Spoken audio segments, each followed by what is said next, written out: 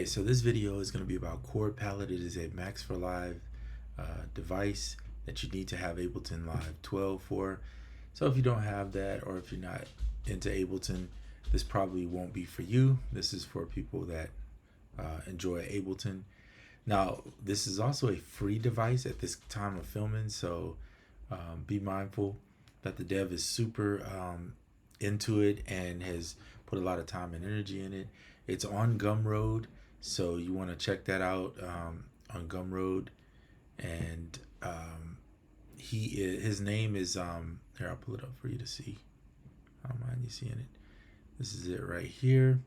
Chord Palette, Max for Live Tool, MGF Audio. So MGF Audio. He's also on Instagram. You can check him out there if you want to see some of his stuff. He has a YouTube channel also, so check out his YouTube channel. And this is just a great tool that allows MIDI. Yeah, we're enjoying it. Okay, but not now. We're in the middle of a video. All right. So Chord Palette shows up as a link. I've shown it in the previous video. If you haven't seen that video, watch that video. I'm just going to focus on how easy it is to use this device to create chords. So this is it right here. You can see it right over here. It's in the MIDI transform. So if you know Ableton, you know if you draw a MIDI note in, or let's say that MIDI note is not there, let's delete it. You highlight a space, you hit Shift Command M on the MacBook, and it creates a MIDI clip. Inside the MIDI clip, you'll generally see it populate like this. If you come over here, you have different tools, like where the strum is, right? For instance, if you know what that is. And then you'll see if you add it properly based on his instructions, you'll get Chord Palette.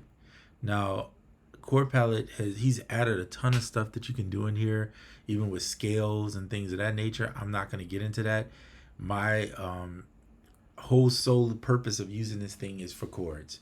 I personally wouldn't use it for other things, but that's because I have too many things already that can do melodies and things of that nature, like Insta Composer, or personally I just like making my own melody. And easy, Ableton has made it so easy now to draw in, and we have our scale locks that you can put. So it's so simple. It doesn't get much better than that. All right, so what you do have to know is, or start with, is a note at least. It used to be I thought you had to draw the whole chord out. Now you just need a note. So if you just draw a note, click on the note, and you'll see over here all these, there's different pages of 9 pages of chords you could create. So you could go through and just start making up tons of different chord pieces. If you think about it, it's 9, and then on each one there's 1, 2, 3, 4, 5, 6, right? So there's about 36 different ideal situations you could have here for a chord. Okay, I'm going to start out with just a major 7. But if you click on it, you see you can get any of these chord options. You can even do user chord options. So I'm just going to start with a major 7 because that's what I want to start with. I'm going to put the invert as 0, which is just the normal. So it picks the root note and it builds you a chord automatically by just clicking this little circle here. Okay. But if I want to change it, it's just as simple as go in, say I want to change it to a minor 9, click it, and now you'll see it added a 9th up to it. But if I want inversions, then I can just click it while it's highlighted and move it around and get different inversions of it. That's as simple as it gets, in my opinion. I'm selecting the root note, and you notice sometimes this is something that it should do, but I don't know why it's not doing it. One of the notes can be out of scale. Like for instance, this one and this one are out of scale. So the great thing about Ableton, or one great thing they added to Ableton, is the ability to do fit to scale. So you just highlight them, fit to scale, and it's going to push it down to the nearest note. So now you know the chord is in scale. So if you listen, now you're in the D Dorian scale, so you don't have to worry about the scale portion. Okay, so going back to Chord Palette. So you could do your next one. You could say, all right, I want to start the next one here. But this time, I want this to be 2 chords. Well, if you put your cursor here and click Command E, it will slice it into two. And if you leave them both highlighted, you could do 2 minor 6, or you could just highlight this one separate and do this one as like a sus4 or whatever the case may be. Highlight the 2, go back here and just do fit to scale. Now they're in scale. So now this is what you have.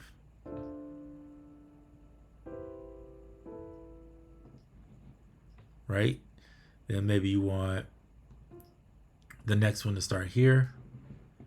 Go back to palette. You could pick, ooh, this is interesting. We'll try this. Let's see what that sounds like. Oh, I like that. Okay.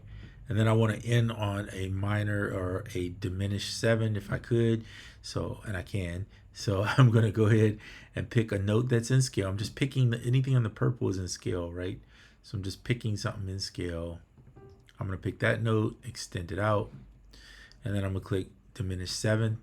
But I want to invert it so it's not so. So if you look, the inversions go nuts, right? You can go all the way up the scale of piano. It's like crazy. So don't get too wild with it. Start to stay as close. If you want to keep it in pockets, stay as close as you can there. It is, even though this is the diminished 7, for whatever reason, I'm having trouble with chord palette not recognizing that we're in this scale. Even though the scale lock is on, at least I think it's on. Maybe I should do scale here. No, I don't want to do that. All right. All right. So it's not recognizing that. That's why I'm having to go back to fit to scale. I did reach out to the dev. I'm waiting on a reply to see, and I may be missing something, which could be the case, that you should be able to lock this to scale. Oh, you know what? Maybe I missed it here. So if you hit menu, there is a scale thing here. I bet you that's what it is. Yep. I think I figured it out online. I mean, while recording. That's crazy. So maybe, does auto do it too? Oh no, okay. So scale. So you need fit to scale. Now I haven't really messed in deep in this. He does have a video showing all the updated features, so please watch his video. I'm just kind of introducing it to you. He can get more in depth. Obviously, he created it. But if you leave scale on, it looks like it does lock it. I'm gonna go ahead and. Well, I don't need to save that. Just remember to go in the menu and lock your scale if you're going to use the scale that's there. If you don't want to use that, then do fit to scale. But I would say lock the scale. It's probably better. That way, at least it locks to whatever you set, and you don't have to do that multiple times. All right, so now let's listen to it.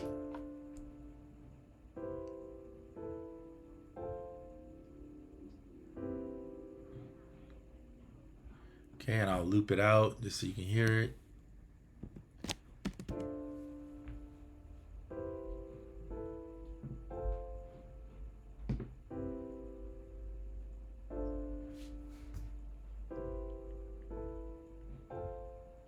So maybe you want this one to be a little different. I'm going to push it up a little bit.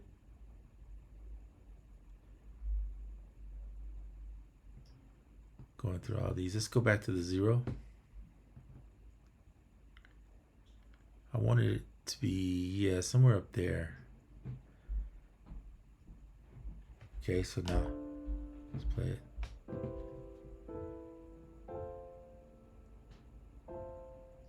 I don't like that actually.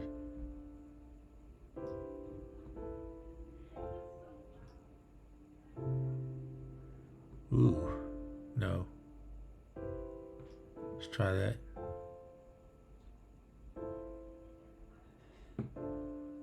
Put it back at 0.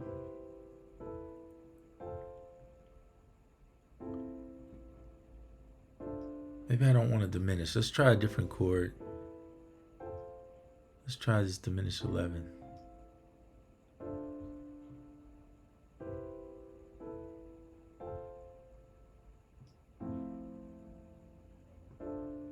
Sure sound good though.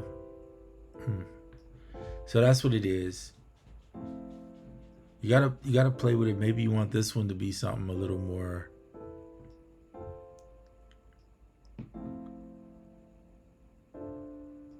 Let's see what's down here. Let's do a 13. See what.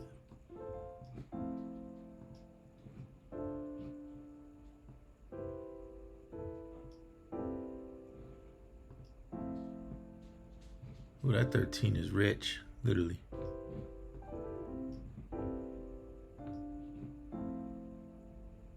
So you see how we can get in some chords and they can get real good like that. You have to like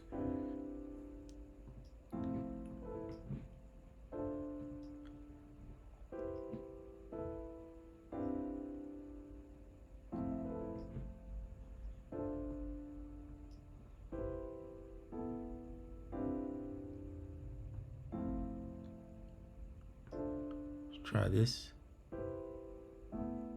I don't really like that chord. I'm gonna move away from it. Maybe go with a minor.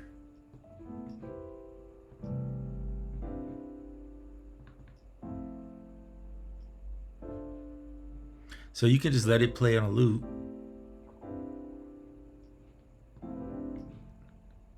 Let's just make that a major 9.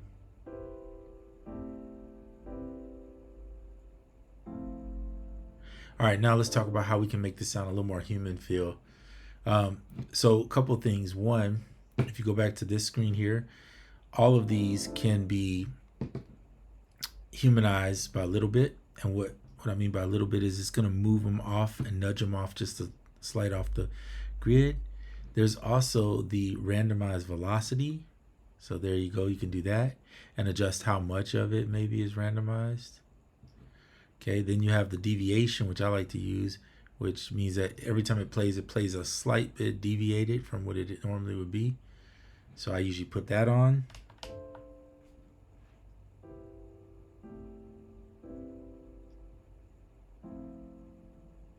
Sounding better already.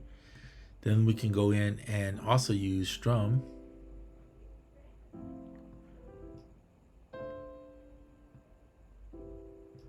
If you use strum, one of the things I like to do is shorten the chord just a little bit. That way when you strum it. Maybe this one you want to strum the other way.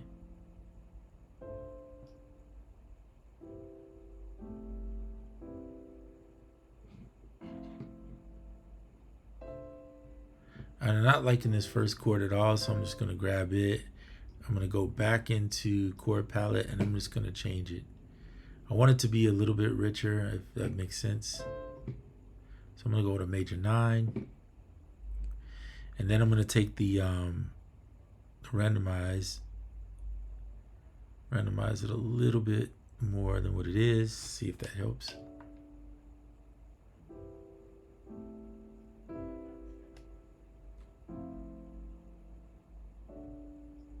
I don't like the chord. For whatever reason, that chord is not hitting it for me. Let's see.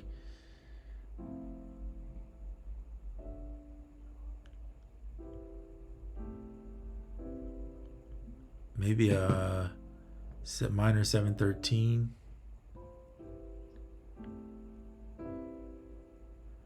Maybe give it a different variation.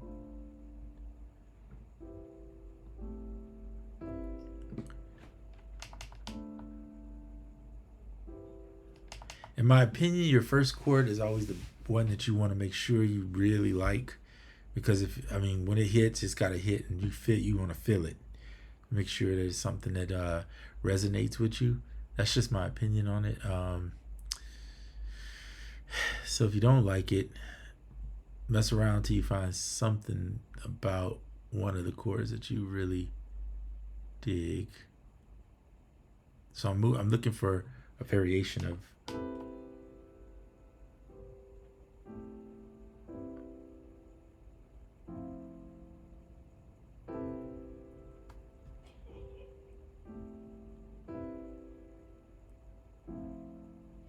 Nice, that's not too bad.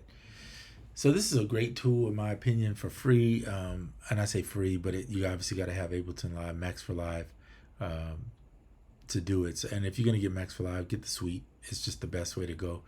It's always better than trying to piecemeal it together and find this and that. Just get the suite. Save yourself the headache. But this tool, if you do have the suite, is really nice. I like the randomization to be a little bit more. And then the velocity should be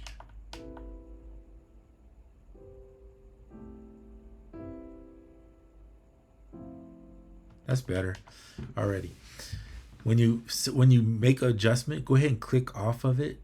When I say click off, I mean like if it's highlighted, click off, because if you, let's say you highlighted this, but somehow you went over and highlighted something else and it didn't click off, you'll end up making changes on something and then be like, what in the world did I do?